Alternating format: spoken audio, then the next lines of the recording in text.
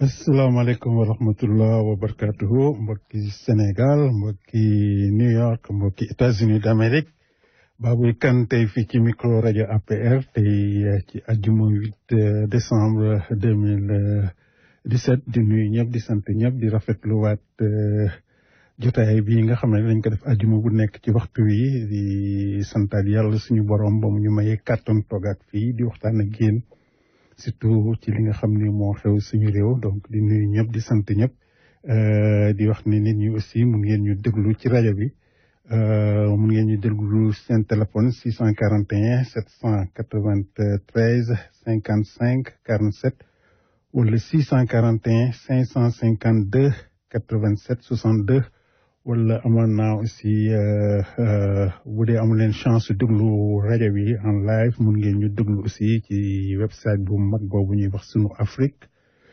Afrique rajo bu ngeen fa demee incha allah da ngeen dégluwaat émission non seulement bii rek mais émission yi ñuy def fii ci booru diaspora wu New York bi yëpp donc di nuyu ñëpp di sant ñëpp mu doon nag ab mbégte tey vraiment delluwaat fii vraiment tey moom gars yi dana tàng trop.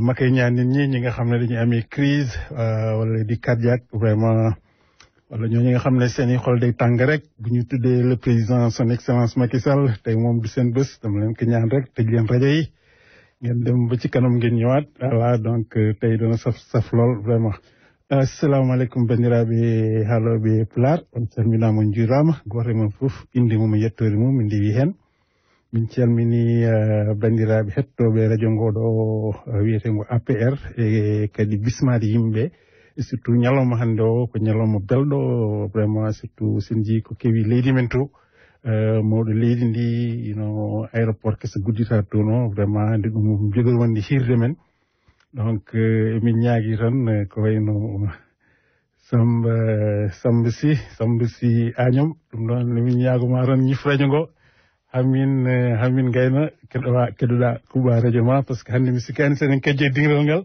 par ce que dingiral ngal hande waɗa soobu yobu ɗum ɗon en calmini Brooklyn naaɓe foof e galle gawol Bassirou Ndiaye e Elfiki Agnien e Cheikh Thioune hay goto maɓe en jejjitani Hammadou Niang en Alassane Niang en hay goto maɓe en jejjitani debbo Cilañ daga wendu koylawal e nammade a salminama Malick Diaw min jejjitanima Seydou Bousso en calmini Mamadou Koborɗo e Arlem vraiment en calmini bandiraɓe fof donc ɗon bisma e hirde nde numéro téléphone o ko 212 219 96 97 noon bisimilla moon onon fof donc mbokk yi delluwaat ci antenne bi ginnaaw bi ñu nuyu nit ñi dalal leen fii ci rajo APR donc li ay di njàmbat donc am na lu bari li nga xam ne bëggoon nañ ci jaar mooy le cas Khalifa Sall mais tey moom amuñu temps boobu assemblée nationale ba gis nañu budget bi bon la fa xewoon yëpp bëggoon nañ ci waxtaan mais tey moom c'est AIBD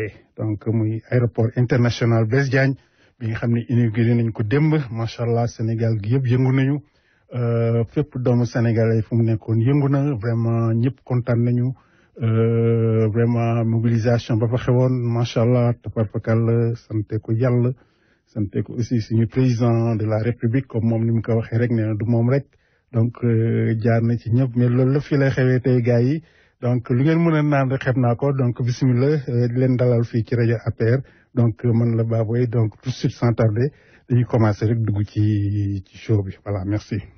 Je suis heureux de déclarer l'aéroport international Blaise Diagne à présent officiellement ouvert.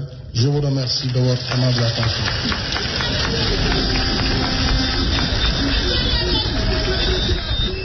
mbokk yi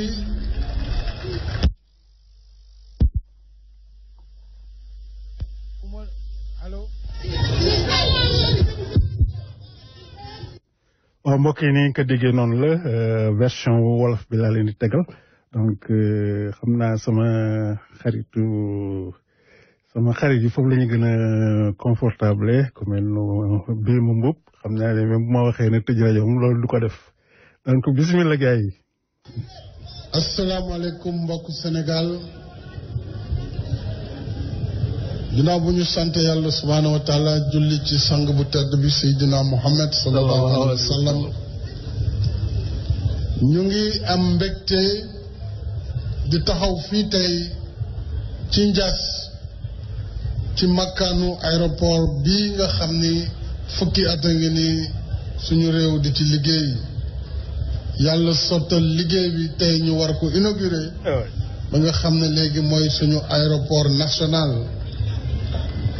may gërëm président de la république yi fi ñëw muy chef d'état yi fi ñëw président bu Gabon suñu xarit Ali Bongo Ondimba ñëw na fi ak président bu Guinée-Bissau muy président Vaz président bu Gambie di président Barrow ak soxnaam ak premier ministre bu Sao Tomé bi nga xam ne moo yor gouvernement bi foofu muy Patrice Trovoada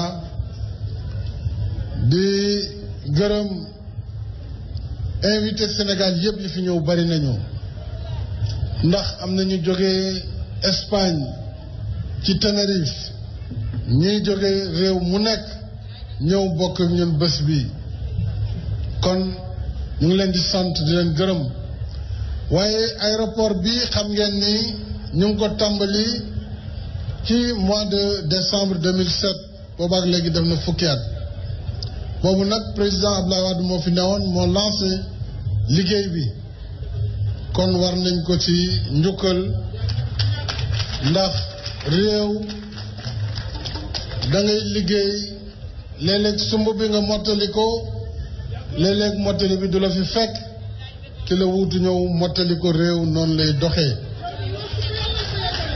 Léopold Sédar Senghor président Senghor dama ni ci indépendance moo tabax état bu Sénégal liggéey ci nation bi ba moo ñu may jàmm Sénégal xamuñu kii séeréer la kii tukulóor kii njaago wala wolof ñëpp bokk di ay sénégalais moo tax diine ji tam ñu ànd nekk benn malgré ku nekk mën nga jàpp sa diine lakum diinukum waliya diin.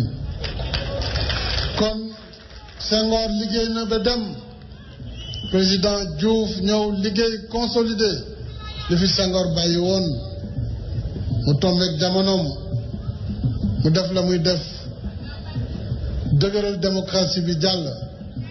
président Abdoulaye Wade ñëw ci atum 2000 moom it sumb ay liggéey yu bare ñun ñi ñëpp àndoon nañu moom ci liggéey boobu. kon liggéey na lii ci la bokk ci li mu tàmbali ba ñu ñëwee gis nañu ne liggéey bi laajoon na mottali ak jubbanti ndax kat aéroport bi xam ngeen ni bu ñu ko bàyyee woon noonu rek xëy na liñ ci gënaloon wala liñ ci bëggoon mën na ci bañ a am waaye consolider nañ liñ fi fekkoon jubbanti waat ko renégocier yenn contrat yi ñu daane ko taxawalaat société yu bees yi war a gérer tey aéroport bi ci anam yi nga xam ni moom la Sénégal décidé muy Sénégalu tey loolu mooy li am. kon dama ni mbir mi mbiru Sénégal la amul lenn man lu may xëccoo du lu ma liggéey bàyyi fi du lu ma fekk mottali ko du loo xam ne dinaa ko tàmbali ëllëg kamay remplacé ñëw mottali ko ndax réew noonu lay doxee. kon ñëw nañu tey ci aéroport boo xam ne mbégte la ci Sénégal tiitar la ci Sénégal ndax ci Afrique mën nañu ne kenn duñu jam naa ni kon nag gàcce ngaalaama Sénégal gàcce ngaalaama yéen ñi liggéey rawatina cadre yi nga xam ni ci ministère yi ci APIX ci AIBD ci ministère des finances ci primature présidence de la République ak yeneen i cadre yu bare bari de l'aviation civile ba ci ASECNA ñoom ñëpp ku ne def na si sa kem kattan ñoom ñëpp la ñuy sant ñoom ñëpp la ñuy gërëm. beral naa nuyoo léegi Ablaye Mbodj ndax xam naa jafe-jafe yi mu tàmbalee woon liggéey bi te it bu jubuloon mënoon na dugg ci yeneen yi ñu gën a tardal waaye fuñ ko joxoon luñ ko wax loolu la def looloo ñu may tey ñu taxaw fii di inauguré AIBD kon alhamdulilahi rabbil alamina ñu sant nag ñëpp ñu fi liggéey y compris ñi ko sumboon muy Saudi Ben Laden am nañu tolof ñu ngi leen di masawu waaye li am solo tey mooy kenn aussi du leen génne ci AIBD waaye suma nag moom gàcce ngaalaama ndax jàmbaar jooju mooy liggéey bi daanaka si juróom-ñetti weer la ñu mottali lu ama am solo ba tax tey aéroport bi nekk nii. maa ngi sant waa Sénégal yëpp waaye di gërëm nag population yu Diass ak population yu Kër Moussa ndax ñoom ñaari communes yooyu la ñu jël seen suuf waaye jël suuf nag waxin la rek ndax suuf si moom état bi wala nation sénégalaise moo ko moom loolu dafay baax ñu koy fàttali.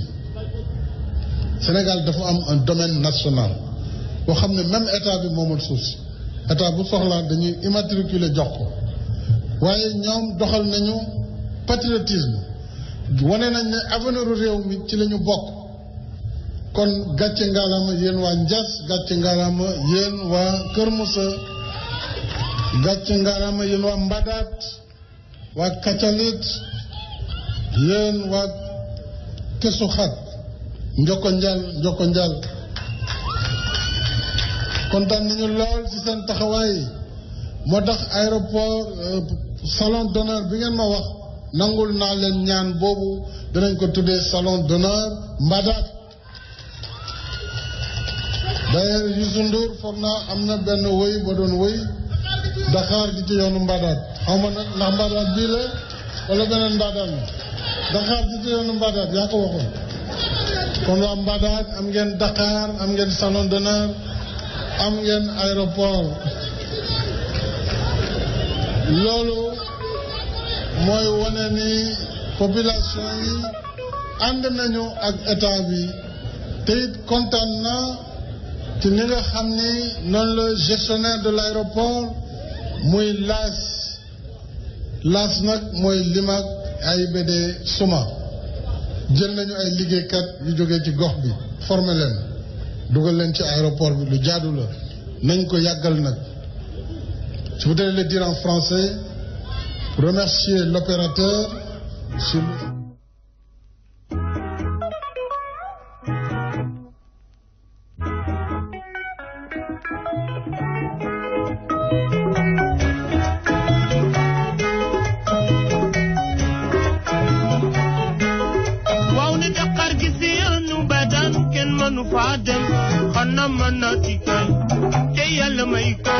manit yàlla may ma sama jigéen fit nuru baayam lu baba ñale Dakar gi ci yoonu Mbadaan kenn mënu fa yàlla mën na ci te yàlla may ko manit yàlla may ma sama jigéen fit nuru baayam lu baba ñale waaw nit ñi tey garabam yaay àndaleen booloo dëkkandoo jàmm jëgën nangoo bégalante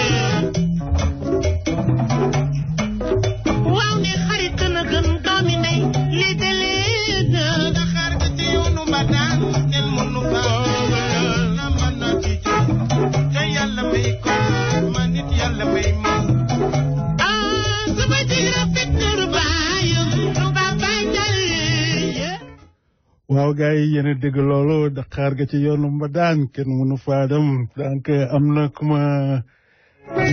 na ku ma téye ci ligne bi ma xool ko kan la Dakar ga ci yoonu Mbadaan kenn mënu faa dem am na ku dugg ci ligne bi léegi allo asalaamaaleykum. loolu waaye boobu kañ léegi moom dañ ko war a changé. waaw kañ dañ naan saxaar ga ci yoonu Mbadaan ngay dem. donc sëy bu jàng la xam nañu baat bi sëy bu xam naa tey sa yaram daw na. waaw dëgg la vraiment Sénégal yëpp kontaan nañu. donc def naa ku nekk gisee ci boppam. dëgg la doon bés bu rëy événement bu rëy surtout dama bëgg rek nga tàmbale surtout loolu nga xam ne wax na ko. jëmale ko surtout ci ex-président yi nga xam ne jaaroon nañ fi. te liggéey bi moom mënoon na ko tiitaroo moom kenn ne moom moo ko def. waaye vraiment sédd na ci ñëpp donc sëy bu loox ci loolu. waaw xanaa di sant yàlla rek julli ci yonante bi Baboy ñu ngi lay nuyu di la ziar vraiment di la féliciter aussi. di la ndokkeel ci yëf yi parce que ñun ñëpp ñoo ko bokk. en fin de compte c'est le Sénégal qui gagne. Sénégal ci boppam moo gagné xam nga président bu delloo njukkal ancien président yi fi jaaroon. c'est parce que moom dafa humble ba pare il est généreux. parce que yooyu générosité de cœur moo koy def. waaw nga mën a reconnaître depuis le président Senghor li mu fi def nga xamante ne dañuy wax ay infrastructure rek lépp waaye réew jàmm moo ko tabax. kon président Senghor je crois comme ni ko président Macky Sall waxee. jàmm xam nga la paix moom amul prix. donc tey jii bu ñu taxawee bay inauguré mu delloo ko njukkal ci jàmm ji mu indi Sénégal ak ni mu tabaxee luñ suñu état. ba ci Abdou Diouf ba ci président Wade. mu nekk la continuité de l'état. ma bëggoon Sénégal yi vraiment ñu gën ko xam bu baax a baax nga xam ne dafa am yoo xamante ne dafa moo ëpp doole moo mag ñëpp. moo mag président yi fi jaar moo mag sax peuple bi. waaw muy réew mi ci boppam di ñu wax la nation sénégalaise. donc je crois que comme ni ma ko waxee sànq rek Sénégal moo gagné. adduna bi yëpp am nañ fierté fi mu nekk nii ci Sénégal di ko sant yàlla. wax dëgg yàlla li ñu wax naan président Macky Sall mujjewul puso bi mu réer. waaw mujjewul puso bi mu réer parce que lii bi ñu koy nas yàgg na. waaw rappelé nañ histoire bi fi mu demee ci depuis ci salle de conférence conseil des ministres président Abdou Diouf. la idée bi juddu woon ci mu jóge ci président Wade. mu entériné idée boobu nangu ko ñu doxal ko. far yàlla def rupture am président Ablaye Wade génn gouvernement bi. ba yàlla jox ko réew mi mu ñëw ñu delloosiwaat projet bi mu posé première pierre bi. mais boobu bu ñu fàtte ne président de la république bi ñu wax ni tey monsieur Macky Sall il était à ses côtés. waaw parce que kon nag nga xam ne yëf yi du début à la fin dara réeru ko ci.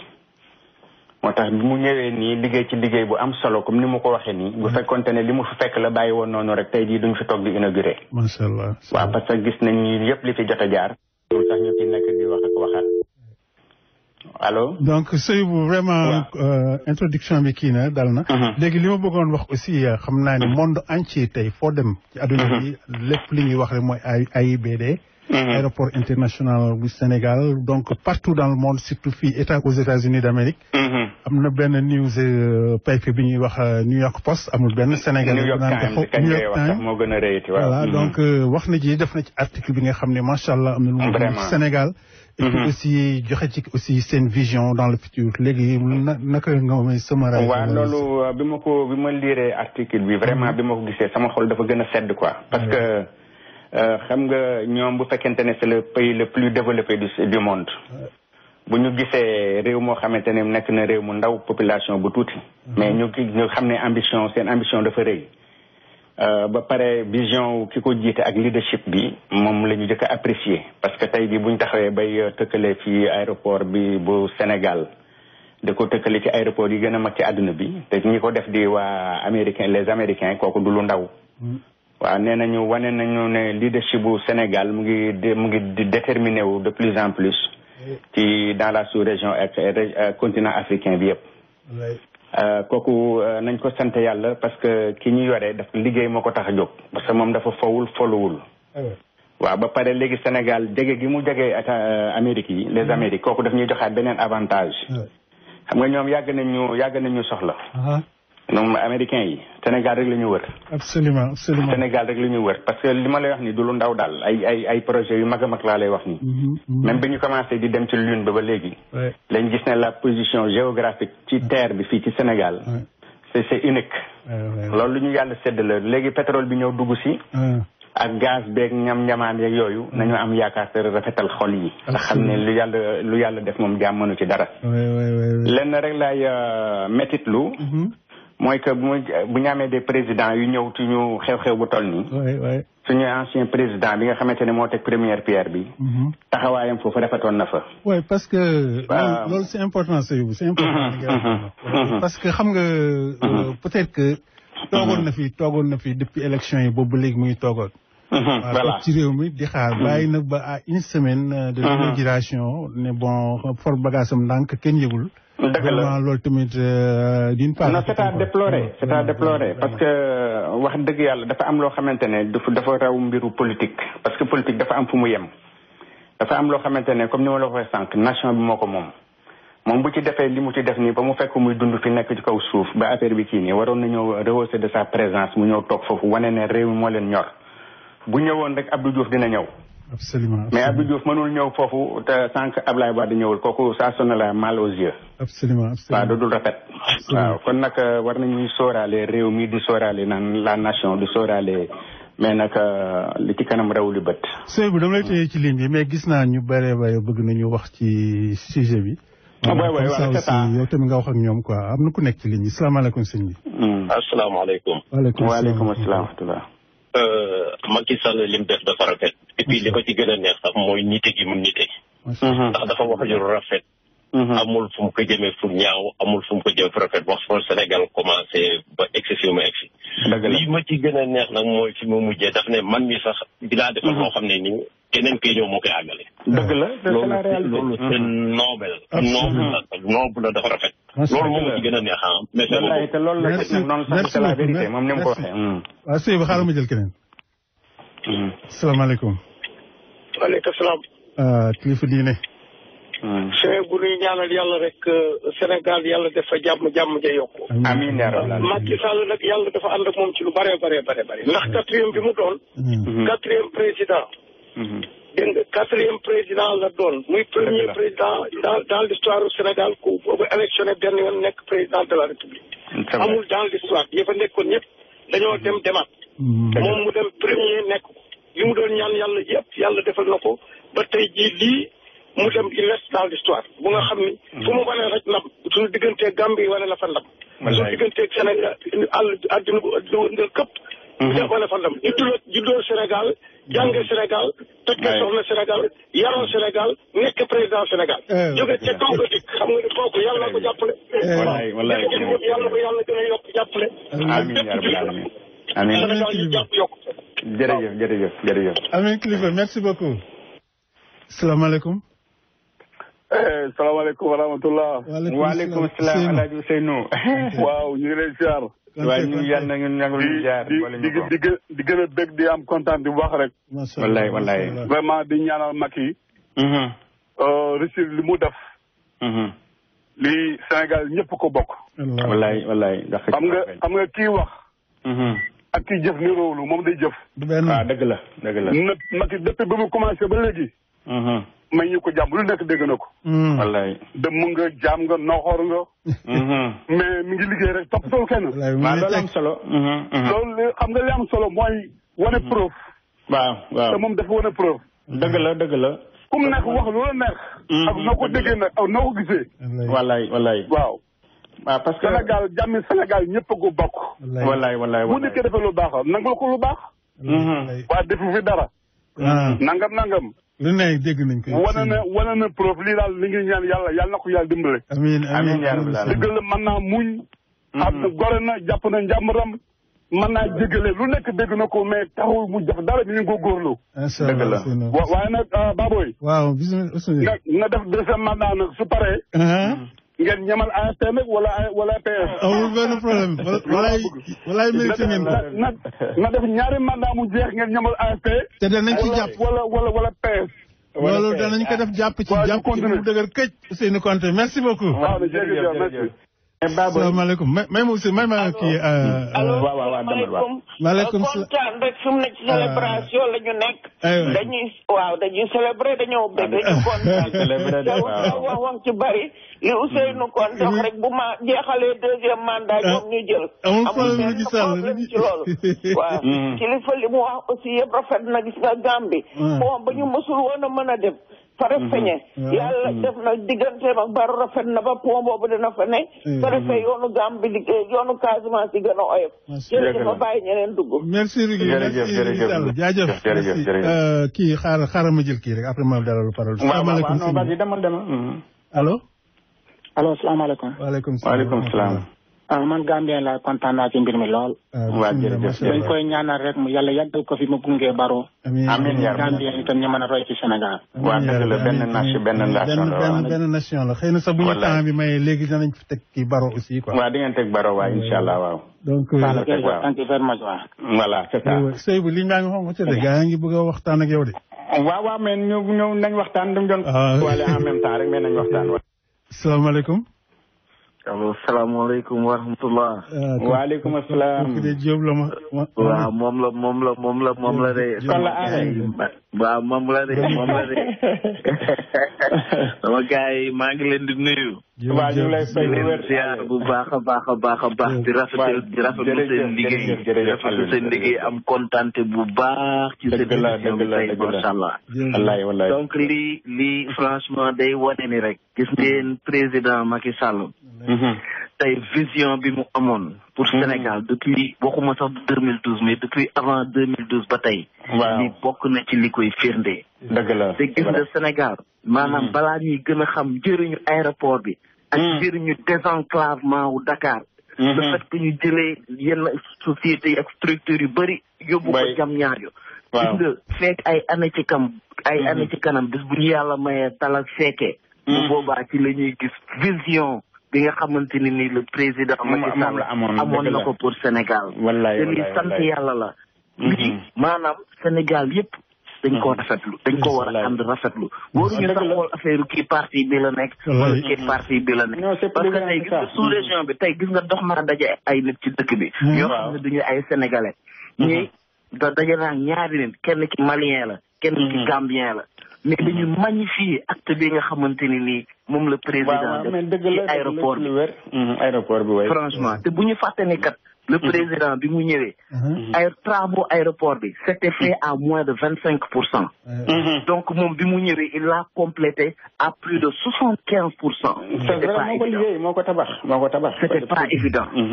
franchement il faut rendre à César ce qui appartient à César.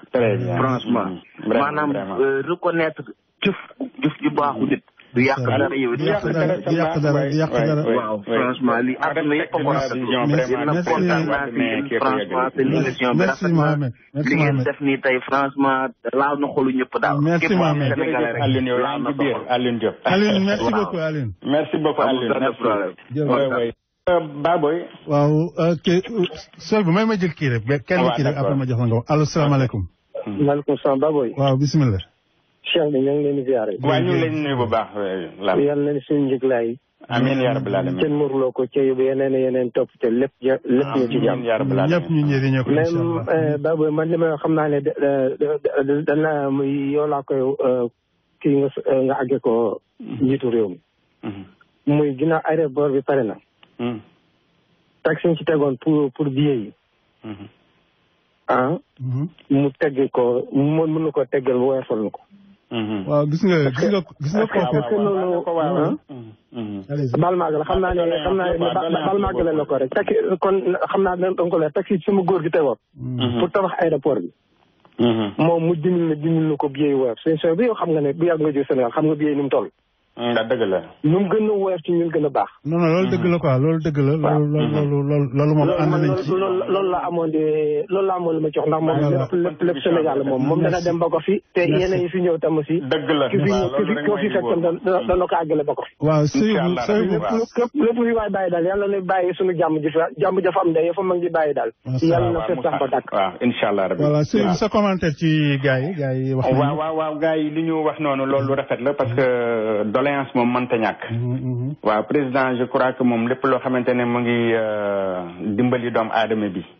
pour koom-koomam yokku ci lay dox ci lay wax.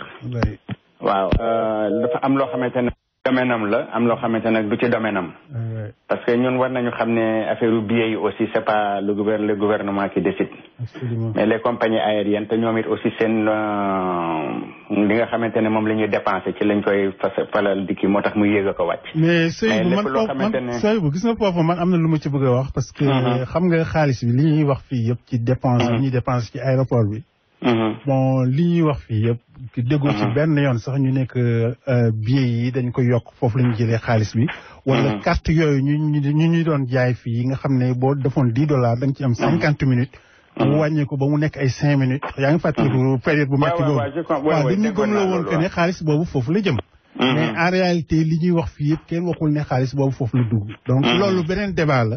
bëgguma parce que tey bisu mbégte la donc vraiment bëgg na ñun ñëpp ñu ànd nekk benn nit vraiment ñu xam ne que Sénégal ñun ñëpp ñoo war a booloo tabax ko te ko fi tabax rek ku commencé keneen àggali donc sëy voilà c'est ça li ma bëggoon a terkiwee rek wax ci président Macky Sall ak vision moo di ne décentralisation bi ñuy wax nii c'était un vain mot au Sénégal dañ ko doon tudd rek muy gouvernement yi fi jaar yëpp nag depuis l'indépendance mais ñu ngi soog a décentraliser waaw li ñuy wax dëgg décentraliser xoolal Baboy aéroport bi ñu ko tëggee nii ba pare tëgg nañu ñaari port ci wetam noonu moom sax mu ngi koy tudd démb. non mais kooku danañ ci def débat sax certainement la semaine prochaine. très bien muy yooyu yëpp nga xam ne day accompagner l'économie nationale. ba pare fi ñu ko defee mooy am solo. maanaam dañu jëlee lépp dugal ko ci biir réew mi. macha allah nga xamante ne loolu day dina dindi pauvreté bi nekk à l'intérieur du pays. très bien léegi sooy bu dama lay téye toujours ci ligne bi am na benn partie bu ma bëgg nga déglu kii léegi déglu ko auditeurs yi quoi nga ngeen ñu bokk déglu ko. voilà donc beneen partie ngi nii. Dakar gi ci yoonu Mbadane xaw ma nag ndax Mbadane bii la wala beneen Mbadane la Dakar gi ci yoonu Mbadane yaa ko waxoon kon waa Mbadane am ngeen Dakar am ngeen salon d'honneur am ngeen aéroport loolu mooy wane ni population yi ànd nañu ak état bi te it kontaan na ci ni nga xam ni noonu la gestionnaire de l'aéroport muy laas nag mooy Limak AIBD Suma jël nañu ay liggéeykat yu jógee ci gox bi formé leen dugal leen ci aéroport bi lu jaadu la nañ ko yàggal nag je voudrais le dire en français remercier l'opérateur sur le choix de travailleurs riverains issus des communes environnantes il faut encourager toutes les sociétés qui travaillent sur cette plateforme à prendre des emplois également et surtout dans les communes voisinantes. kon li fi des mooy ñu xam ni Sénégal bi ma joxoñ muy Sénégal émergent Sénégalu ndaw ñi la surtout Sénégalu ëllëg la loolu nag dafa laaj ñu futeeku gën a liggéey liggéey rek mooy tax réew mi jëm kanam waaye du wax ju bëri ak coow loo xam ne amul benn maanaam yaa dégg loolu muy ñëw dégg naa ko démocratie wax bi si mën a ñàkk ndax ay wax moom moo gën leneen moo gën ay yar kon mën nañ di wax nag bu ñu neexee waaye nañu jublu ci liggéey li ko gouvernement bi def le temps de l'action waxtu bilan jotee ñu taxaw wane liñ def peuple bi mooy arbitre kon jarul tiit nañu waxtaan ci li ñu war a waxtaanee muy démocratie réew mi nu muy doxee élection yi nu ñu ko war a doxalee ba coow du am parce que kii ñu tuddee aéroport bi 1914 la gagné ay tubaab fii ci Ndar nekk député à l'Assemblée nationale kon démocratie Sénégal dafa mature démb balaa tey kenn mënu ko xajamal te kenn mënu ko delloo ginnaaw kon nag nañu ànd nekk benn ci li nga xam ne moom la ñu bokk muy réew mi lii aéroport bi du aéroport président Macky Sall déedéet aéroport sénégalais yëpp waaw dëgg la loolu Seydou Dieng il faut ñu tàcc loolu parce que président li mu wax leer na donc xaar yi ñuy sànni guddeeg bëccëg def fi dara na fi jógee na fi kii vraiment macha allah woo na ñëpp sur la table ne leen ñoo leen ngeen liggéey ñoo leen ñu liggéey ñoo leen ñu bokk suñu réew ñun ñoo ko bokk ñu ñooy def lépp donc xeer yi sànni wax fii def fi dara loolu yëngalu ko donc moom mu ngi def en tout cas li muy def loolu laa bëggoon nga indil ma ci aussi sa commentaire ci parti boobu waaw non parti boobu li ma ciy mën a wax rek mooy moom dafa am lu mu dafa gëm ne xam na ne peuple bi ci boppam c'est un peuple souverain ñoom ñooy fal ñooy folli xam nga loolu bu fekkee da nga ko xam rek muy ngay nekk au pouvoir muy ngay nekk opposition dafa am taxawaay booy war a taxawaay di leen ci sóoraale ñoom xam ni kii li ko war mooy ki ñu fi teg dañ njëkkate ay carte fal ko ne ko liggéeyal ñu moom liñ fiñ koy xaar mooy liñ koy liggéeyloo bu matee ñu natt ko seet ndax liggéey na liñ ko santoon def na ko wala defu ko bu ko defulee ñu génn ko fa jël ci taaba li nga xamante ne ñoo opposé ñëw indi noonu la démocratie di tëddee mais ñun ñëpp dañoo war a sóobu ci liggéey réew mi mais mënoo nekk yow da ngaa bëgg réew mi ba pare looy ne suba ba jant soo yaa ngi nongi say kat ak say oto ak si wax fii dugg fii génn fii defaloo dara réew mi kenn du la fekk nga liggéey benn pierre sax doo ko jëkkati teg ko ci jalon nga xamante ne mooy développer réew mi lu dul ay wax ak ay kasaw bu lu baax jotee kii ko pouvoir bi di ko def sax yow iñaane nga fa teew wala nga ko ci mais yooyu dafa rafetul loolu du c'est pas du patriotisme nañ ko waxtu dund comme ni ko El Hadji waxee loolu du dul patriotisme mooy da ngay bëgg sa réew ba pare gëm yàlla wóolu yàlla xamante ne lii sa waar boo ko béyee rek li ci des moom bàyyi ko borom bi moom moo yeggal yi très bien Seydou léegi Seydou aussi am na li nga xam ne ànd na ci ouverture aéroport bi taaru aéroport bi moom waxatuñ ko parce que boo gisee New York Times li ñu gën a tagg mooy taaru aéroport bi parce que attractive na d'une manière que peut-être dans le futur mais c'est moderne dana indi lu bare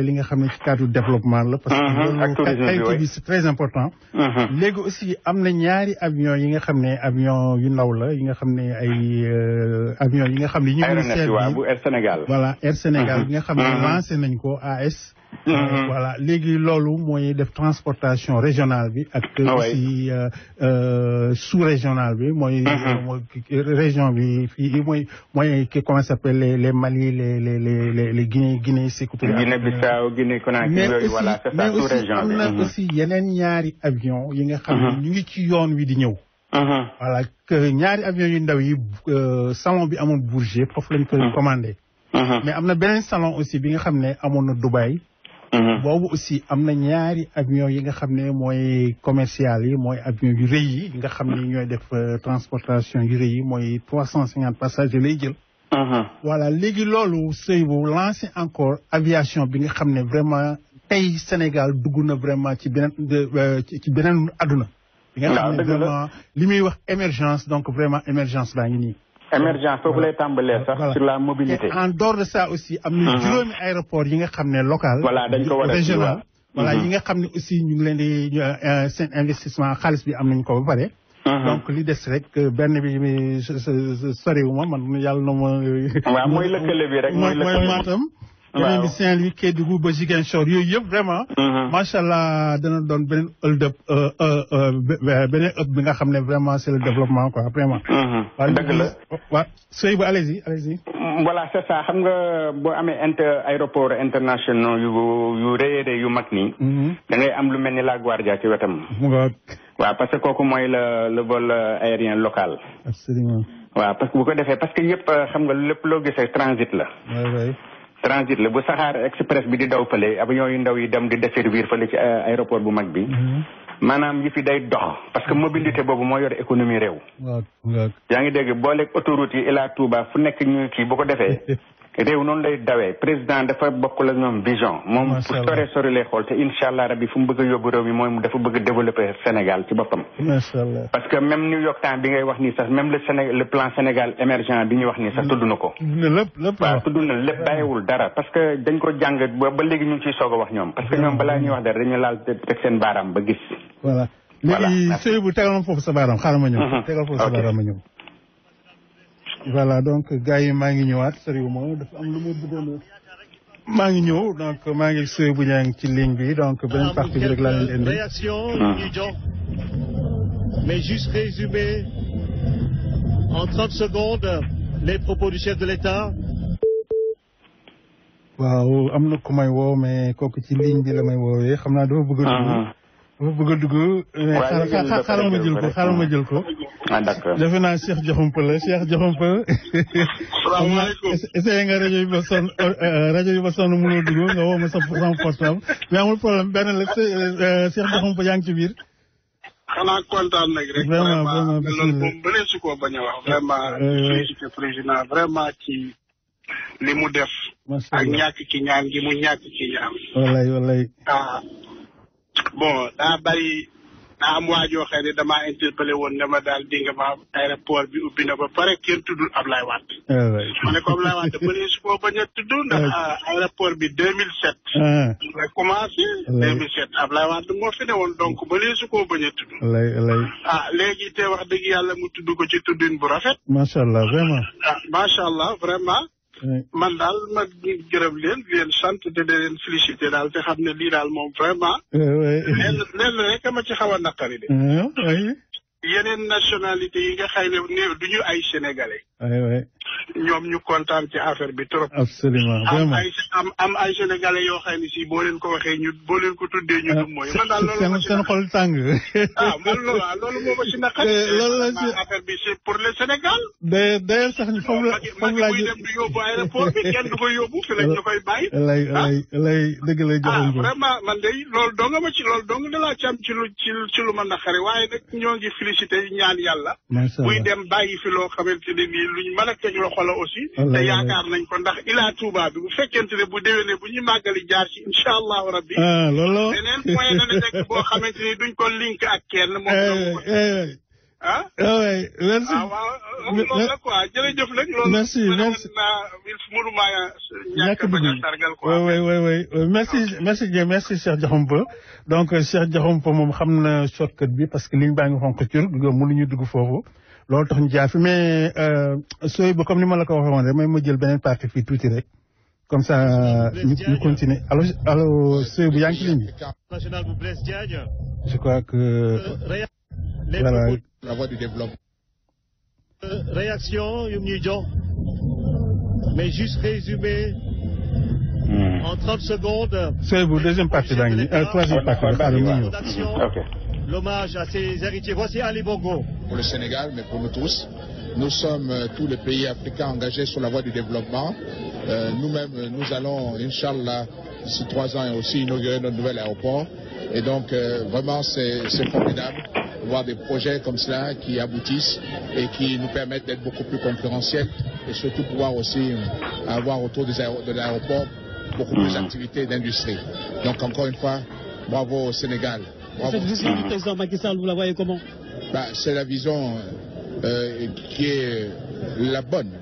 C'est-à-dire que pour amener un pays vers l'émergence, il faut aussi se doter d'un certain nombre de structures. Donc, avoir un nouvel aéroport, et autour de l'aéroport, aujourd'hui, il y a toutes des activités qui se développent. Donc, ce qu'on ne perçoit pas aujourd'hui, et ce qui sera là demain, c'est que tout autour de cet aéroport, ça sera maintenant un nouveau pôle de développement, et qui va donc apporter beaucoup pour le pays. Avec, en plus, le Sénégal est un hub naturel pour toute cette partie du continent. Donc, encore une fois, bravo. Alors, ñu ngi ak président Adama Barrow bu Gambie président naka nga dundee bés bi tey ji. alhamdulilah rabbil alamin maa ngi sant yàlla bu baax am kontaante bu rëy nag am invitation pour ñëw war a fekkee bés bu rëy bi aéroport Sénégal rek aéroport Sénégal ak Gambia la am nañu suñ passage yu bari fii lañ dee jaar kon su aéroport bu mel ni amee fii loolu sant yàlla bu baax la waaye nag ñu ngeen ndokkeel président Macky Sall la si liggéey bu rëy bu mu jël Afrique foog ñu jël action yi action yu mu jël mooy ñemeñ ak fit pour war a liggéey sa réew loolu rek mooy mën a dugal Afrique te foog ñu collaborer ñu nekk benn pour ñu mën a yóbbu suñu réew si kanam. Monsieur le Président Vaz, comment avez-vous vécu cet événement exceptionnel? Quels sont les enseignements que vous en tirez? C'est seulement pour dire que je suis très heureux et très content d'être présent à l'inauguration de l'aéroport de Blaise Diagne. Le président Macky Sall a beaucoup fait pour votre pays. Nous, la Guinée-Bissau, on l'accompagne au niveau de l'agriculture. Je ne sais pas si on va l'accompagner aussi au niveau des infrastructures.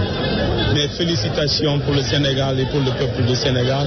Et félicitations surtout au président Macky, qui vraiment a beaucoup fait pour ce pays avec la compagnie de son premier ministre. Merci beaucoup. Merci, Monsieur le Président. Voilà, c'était la réaction à chaud des chefs d'État présents ici au niveau de l'aéroport international. waaw sëy bu ñëwee yaa dégg loolu liñ daan xonk ci gars yi bëgg nañu bokk ci waxtaan wi mais dégg nga li président yi wax dégg nga sax Omar Bongo wax man Omar Bongo comme ni ñu xamee woon le Gabon man dama defoon nekk ñoom dépassé nañu yii yëpp mais dégg nañu mu nekk moom tamit fii ak ñetti at incha allah dana inauguré voilà mu ngi tabax seen bos te président Vaz bi moom tamit am na li muy wax parce que xam nga bi muy géejee Sénégal motul sax weer voilà ñëwoon na fi def fi ay doléance yi jëm ci agriculture parce que ñoom dañuy bu ñu béyee ba pare du ñu am fi ñuy jaayee seen produit mais keroog bu muy jëlee ay patates vraiment li ñu góoboon lépp la président Macky Sall li jënd ne ko indi fii man naa ko jaay donc loolu mu doon lu rafet ay relation yu rafet vraiment ñoom ñëpp ñëw nañu teewe si bis bi vraiment di bisu dégg aussi le président Gambie nu mu li mu wax Adama Barrow voilà nee na kii aéroport Sénégal bi la donc Sénégal ak Gambie ñoo ko moom donc loolu laa bëggoon nga kii après ma jël quelques voilà c'est ça waaw surtout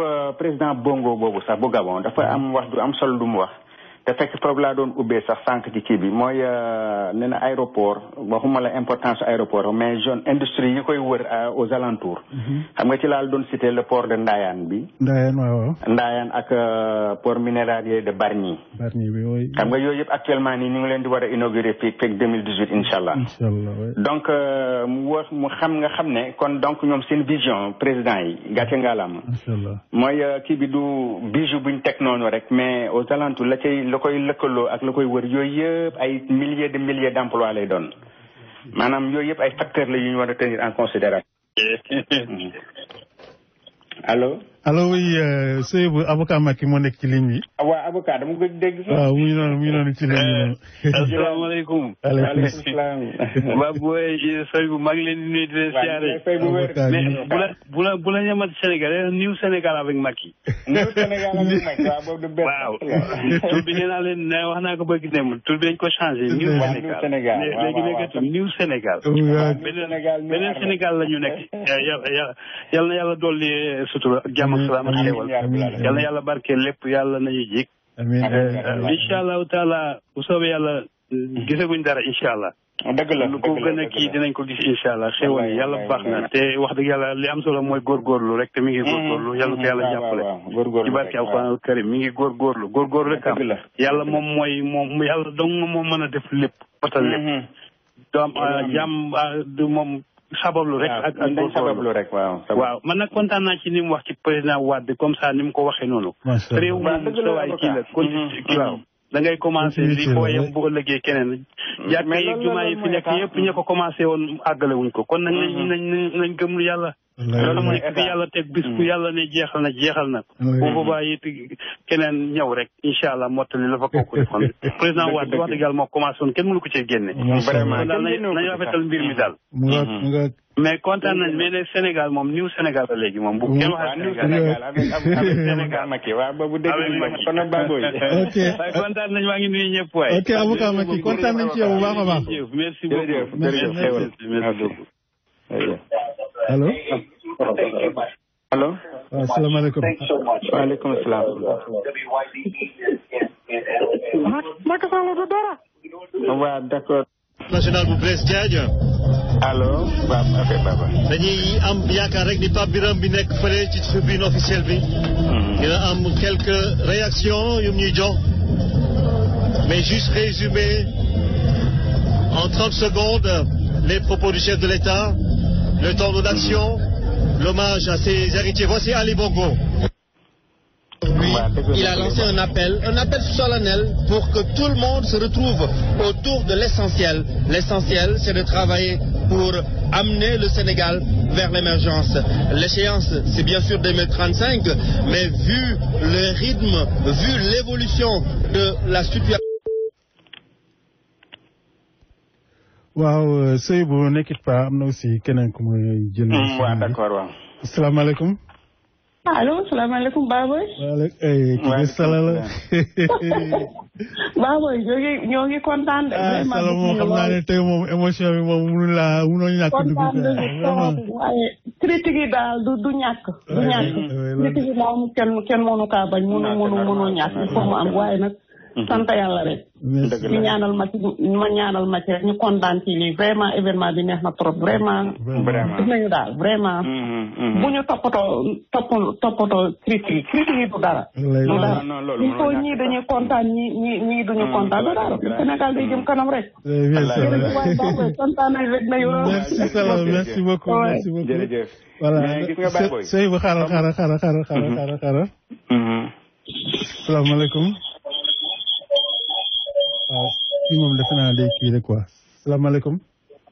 na ngeen def. waaw ñu ngi lay ziar. waaw fàttali leen ko carte d'identité yooyu. carte d'identité yi dina ñëw incha allah kooku benn problème allo salaamaaleykum. incha allah amul ragal. allo. defe naa daal gars yi ñoo fi des quoi xam nga ñoom ñoo kii amul benn problème. mais en tout cas Seydou donc affaire bi rafet na woon parce que boo seetee mois de. ba pare sax Baboy dafa am lu ma la war a kii sax sànq am na benn rapport bu génn. boo xamante ne ñu ngi seet les 10 pays les plus démocrates de l'Afrique Sénégal ci la bokk. ah gis nga loolu. waaw.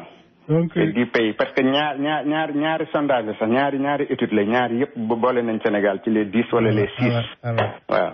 kooku aussi ñu koy rafetlu. macha allah ñu koy rafetlu parce que le calendrier républicain ñu ngi koy respecté. les partis politiques xam nga ne moom Sénégal dafa amul fenn.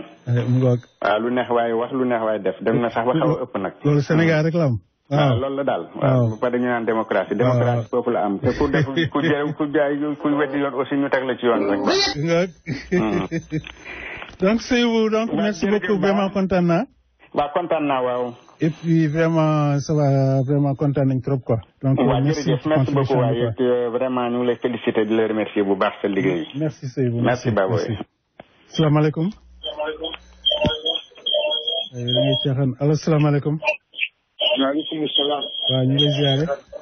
ñu ngi leen di nuyu di leen ziare. bisimilah. vraiment kontaan nañu trop. merci beaucoup.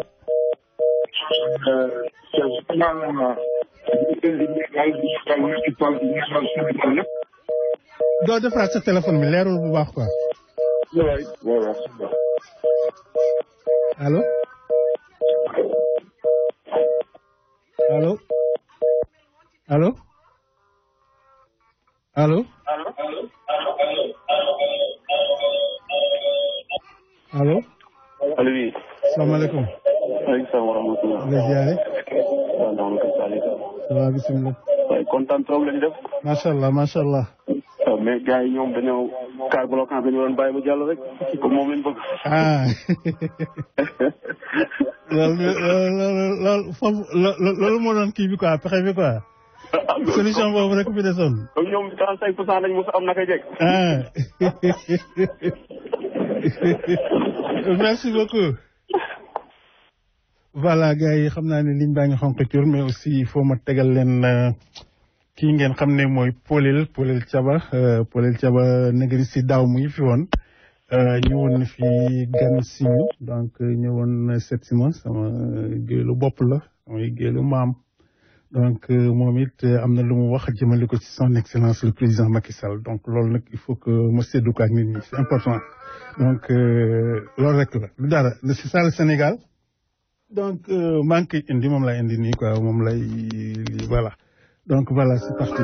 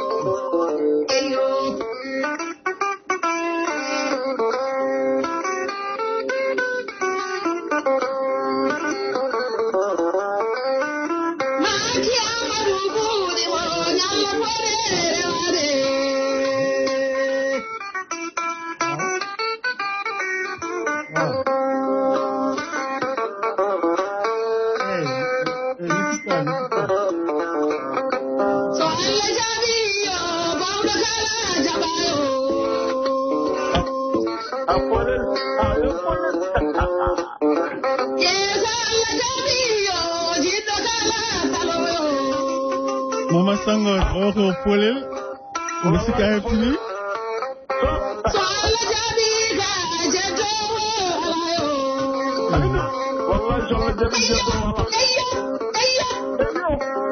non Mama Sangor bismillah Sangor Mama Sangor donc mbokk yi ki mooy Mama Sangor donc xam ngeen ko xamoon ko fii ci Harlem léegi mu ngi Columbus donc mu ngi wooye foofu ci Columbus Ohio Mama Sangor donc waa Harlem na mën nañ la de bismillah. maa ngi fii Harlem ñëw naa fii loolu moo tax. yaa ngi Harlem ok ñëw naa Harlem maa ngi fii ci fan yi. kontaan nañu Baboy. waaw bismillah. ñu ngi ñaan yàlla ak yonent bi yal na yàlla yokk Sénégal. amiin Macky doomu réew mi la wane na dafa bëgg Sénégal. macha allah macha allah. lu nekkoon sagam mooy jiitu na def na lu mu war a def. mu ngi liggéey. Sénégal yëpp kontaan nañu. ñëpp kontaan ñu ngi ñaan ci yàlla ci yonent bi yàlla na yokk. amiin bon Sénégal ku ko bëgg. na nga ci ànd ak fekkee nit yi dégg nañu lu Polel woy. lu yàlla nangu. ku ko neex mu dangu. munoo ci dara ku ko nekkar moom munoo ci dara. mbirum yàlla la waay. mbirum yàlla la. te vraiment kontaan nañu ci ouverture bi. kontaan nañu lu mu de wax. kontaan nañu dafa nekk républicain quoi parce que lu mu wax rek doy na. mu ngi jël mu ngi liggéey. Sénégal yi nañu bokk ñun ñëpp ñu liggéey. ñu ànd ñu liggéey suñu réew. merci Sangor. nañu ànd ñu liggéey suñu réew nañu jël ñu ngi fii aventure. lu ñu indi fii mooy am. ñu ngi fii aventure. lu ñu indi fii mooy liggéey. bu ñu yàlla maye ñu liggéey nañu ko yóbbu Sénégal ñu njariñoo ko. merci Sangor. doomu Sénégal boo yóbbee fi $1000. doomu Sénégalais bu la neexee bu la neexul y aura quelqu'un qui va manger dans le $1000. merci Sangor. donc nañu yóbbu nañu fas jom. ñu dem ñu liggéey moo gën xuloo bi. merci Sangor temps bi jeex na. merci Sangor ngeen jëf. voilà merci kontaan naa trop Seydou Diallo. merci Sangor merci beaucoup. Seydou Kane merci Sangor. Seydou Kane yàlla jur na jur. amiin yàlla amiin Sangor merci. donc gars yi ba semaine prochaine incha allah merci. merci gars yi.